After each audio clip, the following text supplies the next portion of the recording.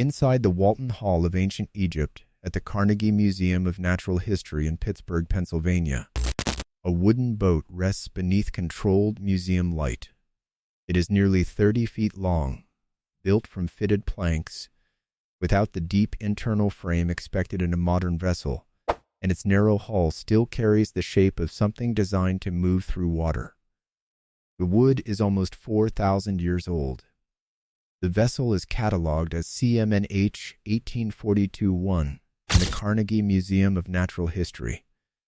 It was excavated by Jacques de Morgan in 1894 and 1895 beside the pyramid of Pharaoh Senwosret III at Dahshur, Egypt, roughly 40 kilometers south of Cairo. But the boat is not the overlooked detail. De Morgan's records describe 5 boats, and in some passages possibly 6. Only 4 can now be located with certainty. One is in Pittsburgh. Another, catalogued as FMNH 1842, is in the Field Museum in Chicago. 2 remain in Cairo. The others disappeared into an incomplete chain of reports and institutional records. The missing count still matters. In 2008, nautical archaeologist Piers Paul Kriesman and a research team returned to the area of De Morgan's boat pits with ground-penetrating radar. Their purpose was specific, locate evidence of the unaccounted vessel. The survey distinguished natural desert layers, old excavation trenches, backfill, and deeper archaeological features near the recorded boat area. It did not produce a complete hull. It did reveal something below. The accepted description is simple. They were funerary boats, buried so the dead king could travel in the afterlife. That explanation is not wrong. It is incomplete because it treats the boat as a symbol while leaving its placement and repeated appearance unexplained. The evidence begins much earlier, in the first royal cemeteries of unified Egypt.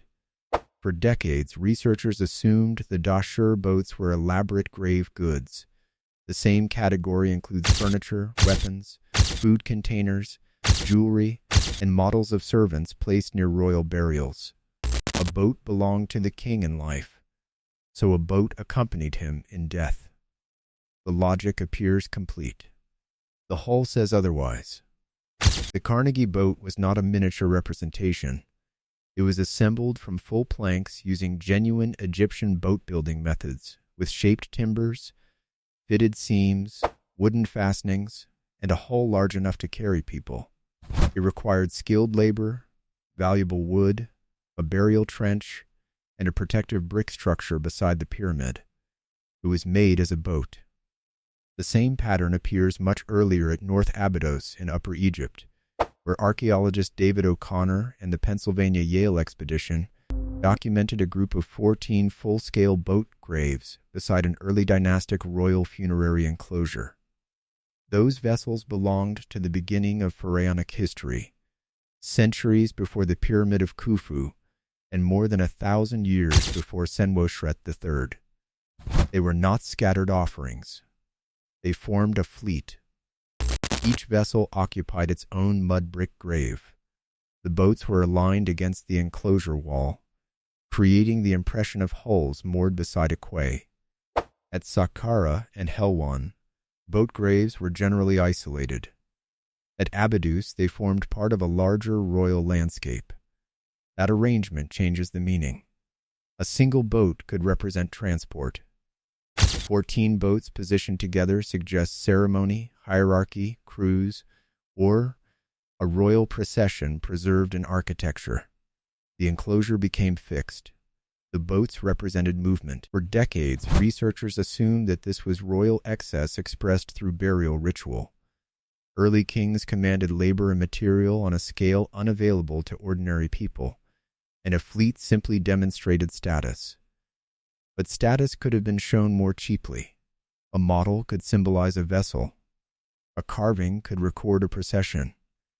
Instead, workers built full-size hulls, moved them away from water, enclosed them individually, and sealed them permanently. That was deliberate, but that is only part of it. The second clue survives in hieroglyphic texts written inside royal pyramids and on Middle Kingdom coffins. These texts are often described as prayers for the dead, but many passages are more procedural than devotional. They name routes, gates, ferrymen, boat parts, directions, and conditions the deceased must satisfy before crossing. The pyramid texts are catalogued by utterance numbers from Old Kingdom pyramids at Saqqara. Utterances 263 through 271 describe reed floats and a crossing toward the horizon.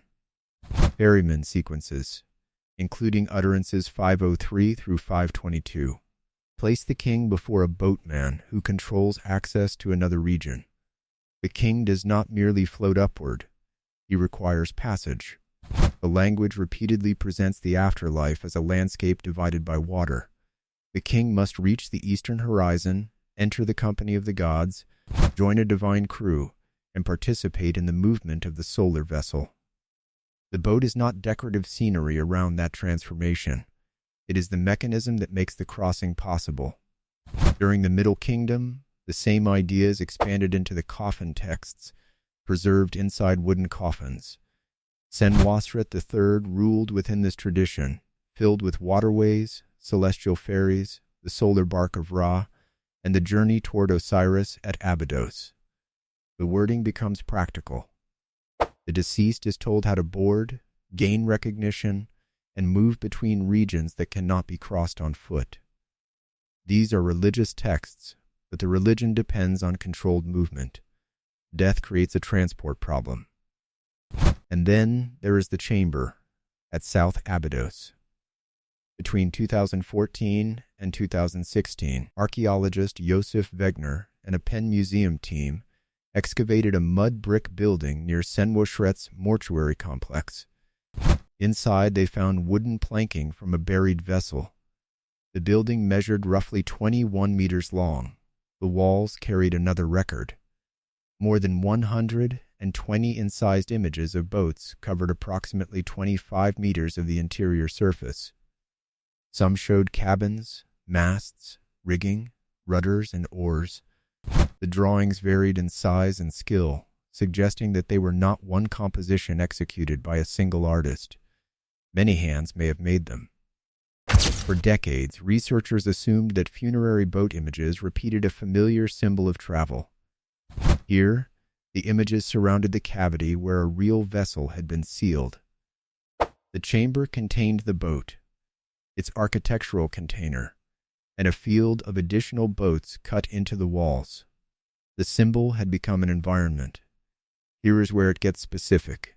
The South Abydos burial parallels the boat structures beside Senwosret's pyramid at Dahshur.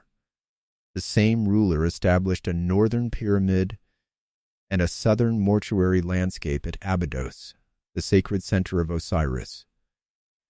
Boats appear at both locations. They were attached to the king.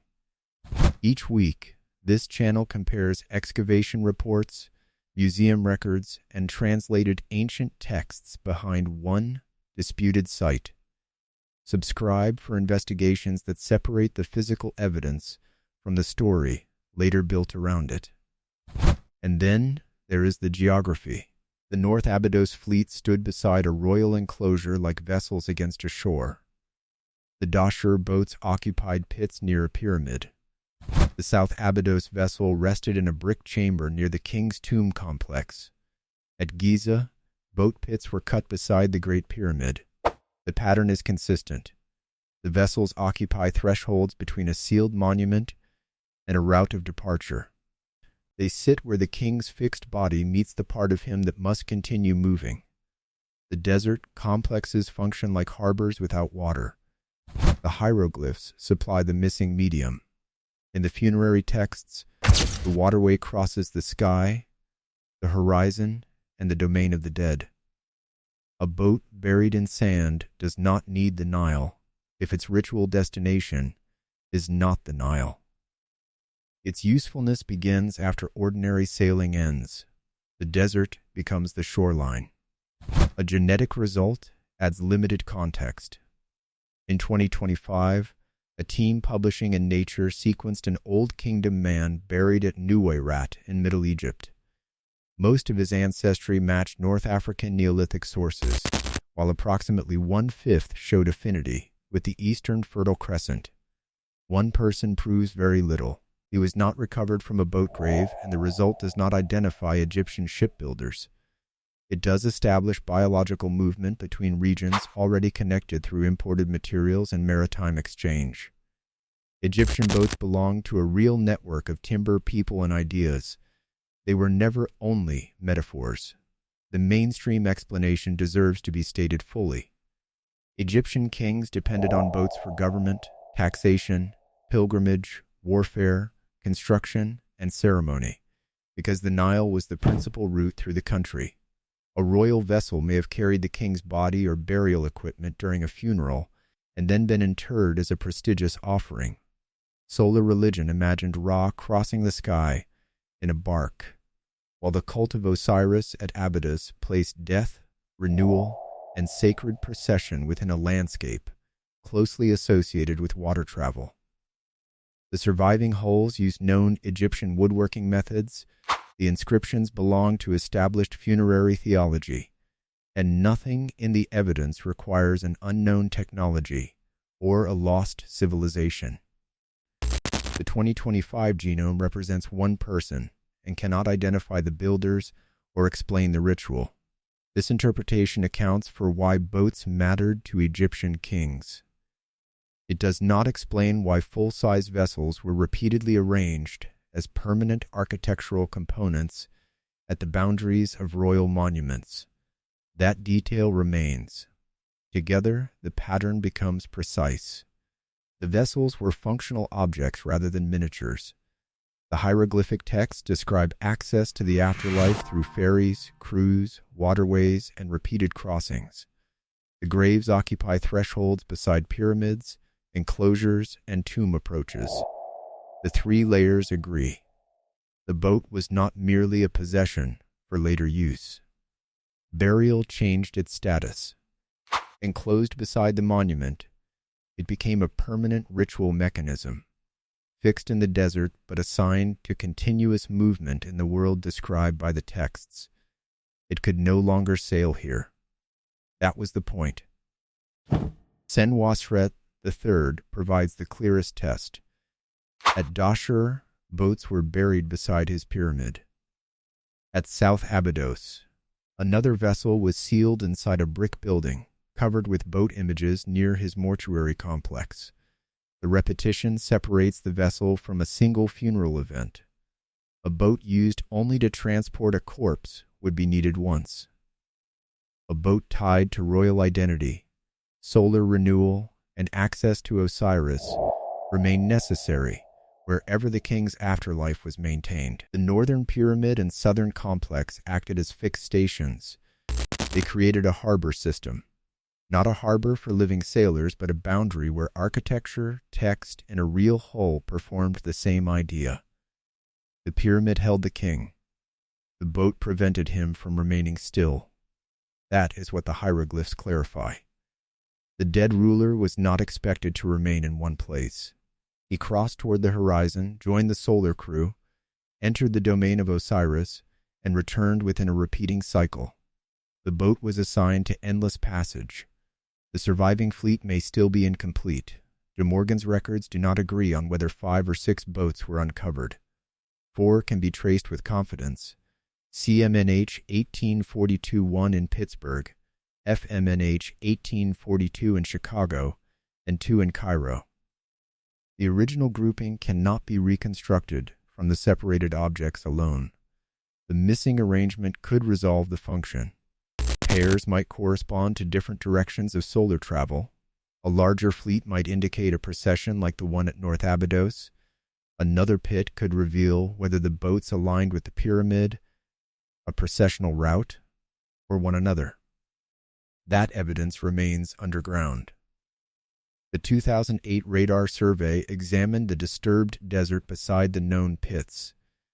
It identified earlier excavation, layers of backfill, and deeper archaeological remains that could not be classified from radar alone.